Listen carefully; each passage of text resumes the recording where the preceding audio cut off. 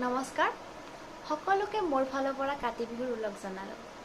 ঋতুৰাণী শৰতৰ শেৱালি সুবাসেৰে সিক্ত আহিন মাহৰ শেষৰটো দিনত কাতি বিহু পালন কৰা হয় আৰু সেইদিনা প্ৰত্যেক অসমীয়াৰ চোতালৰ আগত নতুন মাটিৰে ঢিপ দি তুলসী, আদা পুলি, তামোলৰ পুলি ৰোপণ কৰা হয়।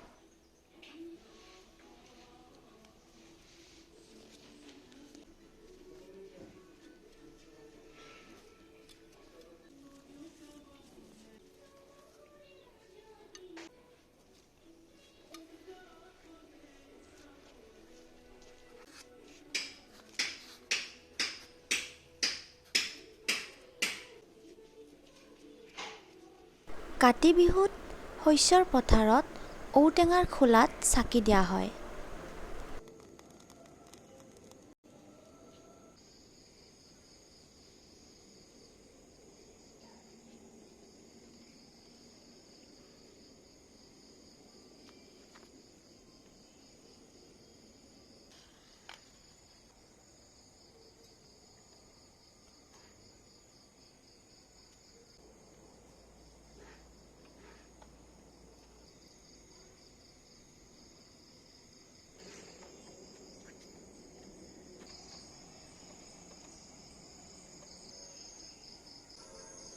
এয়া চাওকচোন, কাচি জন্তু ইমান ধুনীয়াকৈ ওলাইছে।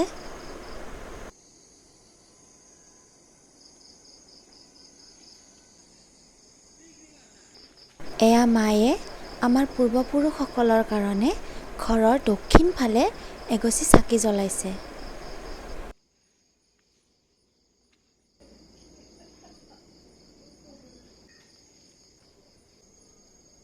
আহিনৰ শস্যৰ পথাৰখনত চাকি দিয়াৰ লগতে বহুতে আকাশবন্তিও জ্বলায়, যাতে শস্যৰ অনিষ্টকাৰী কীট পতংগ, পোক পৰুৱা সকলো অগ্নিত জাহ যায় আৰু যাতে ধাননি পথাৰখন শস্যৰে নদন বদন হয়। শস্যৰ মংগল সাধনৰ কাৰণে লক্ষ্মীৰূপী তুলসীৰ তলত চাকি শৰাই দি লক্ষ্মীক স্তুতি কৰা হয়, যাতে লক্ষ্মী দেৱী প্ৰসন্ন হয় আৰু শস্যৰে ভঁৰাল উপচি পৰে। ৰান্ধনি ঘৰ, ভঁৰাল ঘৰ, শাকনি বাৰী, গোহালি আদি সকলোতে চাকি দিয়া হয়। শেষত পুনৰবাৰ সকলোকে কাতি বিহুৰ শুভেচ্ছা জ্ঞাপন কৰিছোঁ আৰু সকলোৰে জীৱনলৈ যাতে সুখ সমৃদ্ধিয়ে উপচি পৰে তাৰে কামনাৰে আজিলৈ এৰিছোঁ।